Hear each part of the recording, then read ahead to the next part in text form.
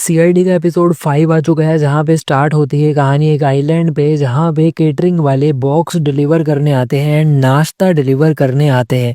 तो गाइस वो डिलीवरी देने इस घर में तो पहुंच जाते हैं, लेकिन यहाँ पर आके बहुत ज़्यादा शॉक हो जाते हैं, बिकॉज यहाँ पे उन्हें 3 डेड बॉडीज देखने को मिलती हैं। 3 लाशें यहाँ पर पड़ी होती हैं, जिनको वो नाश्ता देने आते हैं, जिनको वो खाना डिलीवर करने आते हैं डब्बों में। वहाँ पर लाशें देखकर वो बहुत ही ज़्यादा हैरान हो जाते हैं। तो वहाँ पे बेसिकली एक पार्टी चल रही थी एंड वहाँ पे केटरिंग वाले आए थे। तो गाइस वो सीआईडी को बुला लेते हैं। सीआईडी वहाँ पे जाकर ये देखती है कि घर में ये 3 लाशें तो हैं, लेकिन कोई भी चोरी नहीं हुई है यहाँ पे। एंड ऑल्सो आग लगने से उनकी मौत हुई है, जलकर वहीं मरे हैं। आसपास कुछ भी कहीं भी आग नहीं लगी, सिर्फ उन बॉडीज पर ही आग लगती हुई उन्हें देखने को मिली है। एंड यहाँ पर ये जो केटरिंग वाले लोग हैं वो बताते हैं कि ऑडियो मैसेज मिला था इन्हें दोपहर 1 बजे एंड सुबह 10 बजे इन्होंने इनको जिंदा भी देखा था, यानी कि सुबह 10 बजे तक तो ये जिंदा ही थे। उसके बाद डॉक्टर सालुंखे ये बताते हैं कि इनकी मौत किस तरह से हुई है। एक केमिकल से हुई है जो कि हवा के कांटेक्ट में आते ही आग लग जाती है, और ये वाला केमिकल इतनी आसानी से मिलता भी नहीं है वैसे। तो गाइस 3 लोगों की मौत हुई है यहाँ पर, जो कि वीरेन, सिद्ध और अनुज हैं। तीनों ही कॉलेज के दोस्त हैं, कॉलेज फ्रेंड्स हैं। तो गाइस डॉक्टर सालुंखे बताते हैं कि इन्होंने चाइनीज जैपनीज खाना खा रखा था एंड शराब भी थोड़ी बहुत पी रखी थी। एंड मेन पॉइंट ये है कि किसी ने इनकी शराब में जिंडोरा नाम का ड्रग मिला रखा था, जो कि प्रोबेबली ज्यादातर चांस है कि खूनी नहीं ऑफ कोर्स मिलाया होगा, जिससे ये सब बेहोश हो गए होंगे। इसके बाद एक और ज्यादा इंपॉर्टेंट चीज है जो कि डॉक्टर सालुंखे ने बताई कि उन्हें इनके घर से एक चौथा फिंगरप्रिंट भी मिला है, जो कि एक कॉफी मग पे था। यानी कि एक और बंदा भी 3 लाशों के अलावा घर में था जो कि खूनी होगा, जिसके कारण ये 3 लोग मर गए हैं। तो गाइस यहाँ पे चौथा फिंगरप्रिंट भी उन्हें मिल गया। एंड एक रात पहले वहां पे सीसीटीवी की जो फुटेज है, वहां पे ये पता चलता है कि एक लड़की बाहर निकलते हुए तो दिखी नहीं, लेकिन एंटर करते हुए जरूर दिखी थी इसी घर में। अब ऐसा कैसे हो सकता है कि वो एंटर तो हुई लेकिन बाहर निकली ही नहीं। और दूसरी ओर सीआईडी वाले पूछताछ करने लग जाते हैं, जैसे कि वीरेन की गर्लफ्रेंड अनन्या से पूछताछ करते हैं। एंड ये पता चलता है कि उनका ब्रेकअप हुआ था कुछ समय पहले, लेकिन धीरे धीरे उनके बीच में जो प्रॉब्लम्स थी वो अब सॉल्व होती जा रही थी। एंड अनन्या उस टाइम पे मॉल में थी जब ये मौत वगैरह हुई उनकी। एंड दूसरी ओर नम्रता भी देखने को मिलती है, जो कि अनुज की वाइफ है। इसने काफी चीजें बताई। उन्होंने ये बताया कि 3 लोग जिनकी मौत हुई है, तीनों आपस में बहुत ही ज्यादा गहरे दोस्त थे कॉलेज के समय से, और बिजनेस पार्टनर्स भी थे। इन्होंने एक साथ स्टार्टअप स्टार्ट किया था, यानी कि बिजनेस स्टार्ट किया था। करोड़ों रुपए में इन्होंने अपना जो स्टार्टअप है वो बेच भी दिया था, बिकॉज इन्हें ऑफर आने लगे थे महंगे महंगे। तो गाइस अपना स्टार्टअप बेचने के बाद ये अलग हो गए थे, लेकिन रिसेंटली कॉलेज रीयूनियन हुआ था। एंड ये कॉलेज रीयूनियन के बाद ये दोस्त आपस में फिर से रिकनेक्ट हुए।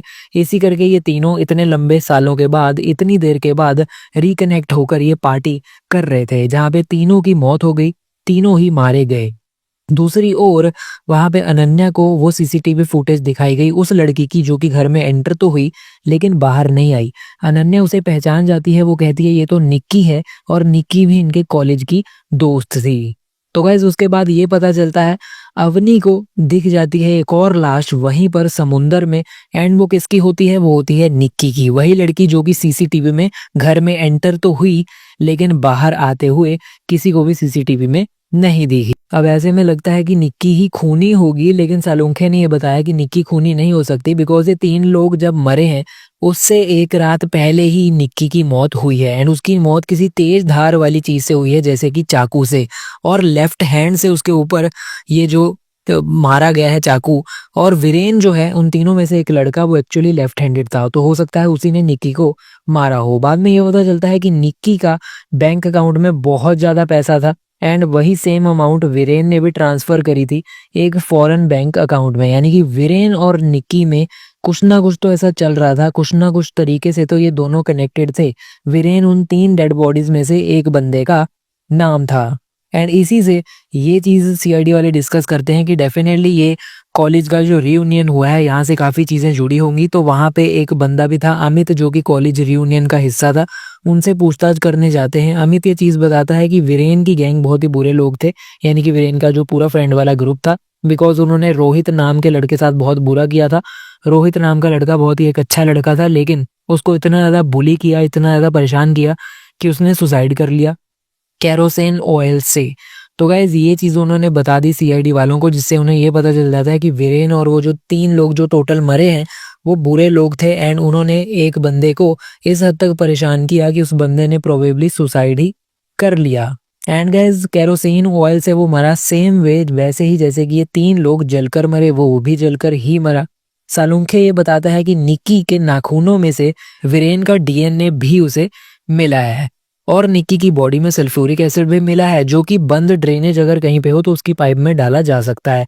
पंकज को ये बंद ड्रेनेज मिल जाता है उनके घर में एंड पंकज उसमें गिर भी जाता है। गिरते ही वो समुंदर में पहुंच जाता है। वो ड्रेनेज का जो राह है वो समुंदर में खुलता है।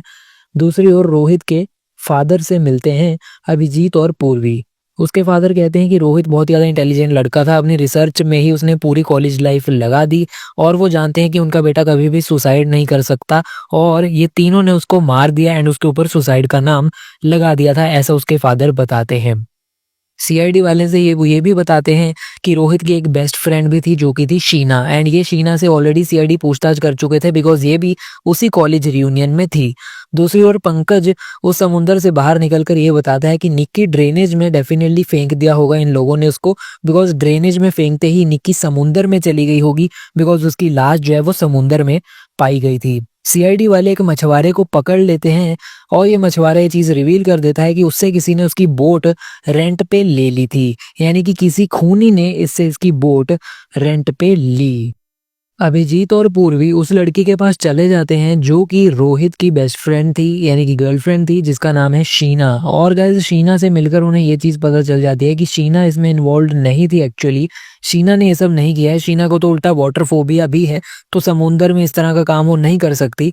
फिर गाइस मछुआरे की मदद से सीआईडी वाले के घर में पहुंच जाते हैं। वहां पे जाकर मछुआरा उस लड़की को कहता है जिस लड़की ने उससे बोट रेंट पे ली थी कि उस लड़की की एक रिंग उसी बोट पे रह गई।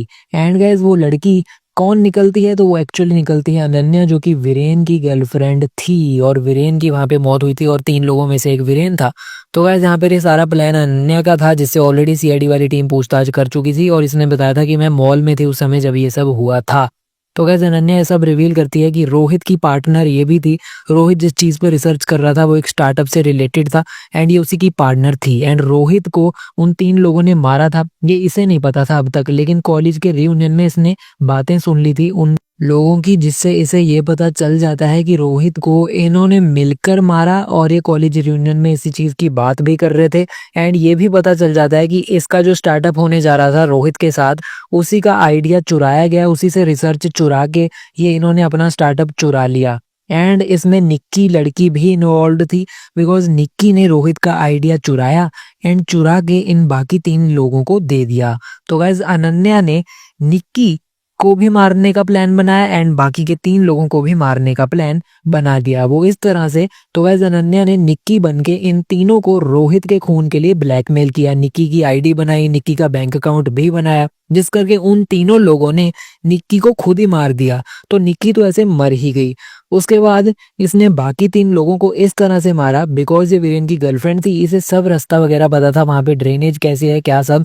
तो गाइस ये समुंदर से बोट लेकर रेंट में वहां पे गई, ड्रेनेज में चढ़ी एंड ऊपर जाके उनके ड्रिंक्स में बेहोशी की दवाई मिला दी एंड फिर केमिकल छिड़क दिया, जिस केमिकल से उनकी मौत इवेंचुअली हो गई। उसके बाद इसने डमी फोन से एक ऐसा मैसेज भिजवा दिया ऑडियो वाला, जिससे ये लगा कि वो 1 बजे तक जिंदा थे एंड उसके बाद ये मॉल चली गई ताकि किसी को ना पता चले कि इसने ये सारा कांड किया है। बेसिकली ये रोहित के साथ बिजनेस पार्टनर थी और इन दोनों का आइडिया चुरा के इन 3 लोगों ने अपना स्टार्टअप स्टार्ट कर दिया और इतने ज्यादा पैसे कमा लिए, वरना इतनी अमीर आज ये खुद होती। एंड इसी करके इस गुस्से में आकर इसने उन 4 से बदला लिया, निक्की को भी मरवा दिया उन तीनों से एंड बाद में उन तीनों को भी मार दिया। लेकिन एंड में ऑफ कोर्स ये पकड़ी जाती है एंड ये जो इसकी चाल है 4 लोगों को मारने की वो तो सक्सेसफुल रही, लेकिन एंड में खुद भी पकड़ी गई एंड अब आगे चलकर इसको जेल में ही जिंदगी गुजारनी पड़ेगी ऑफ कोर्स। कॉलेज रियूनियन में जब इसे सारा कुछ पता चला तो तभी इसने डिसाइड कर लिया कि ये सब करने वाली है और ये बदला लेने वाली है, अपना रिवेंज सीख करने वाली है। तो गाइज इस तरह की थी ये कहानी जो कि हमें एपिसोड 5 में आइलैंड की मिस्ट्री देखने को मिली। ये जो एपिसोड है कुछ खास मुझे कहानी नहीं लगी, पिछले 4 एपिसोड्स बेटर लगे थे। बाकी आप लोग अपना कमेंट्स में ओपिनियन बताइए आपको कैसा लगा ये एपिसोड। आने वाले दिनों में सीआईडी के और वीडियोस के लिए हमें सब्सक्राइब कर लीजिए और बेल आइकन दबाना बिल्कुल भी ना भूलिएगा। वीडियो को लाइक कर दीजिए, शेयर कर दीजिएगा। फिलहाल के वीडियो में इतना ही, हम मिलते हैं नेक्स्ट वीडियो में। अभी के लिए चलता हूँ, गुड बाय।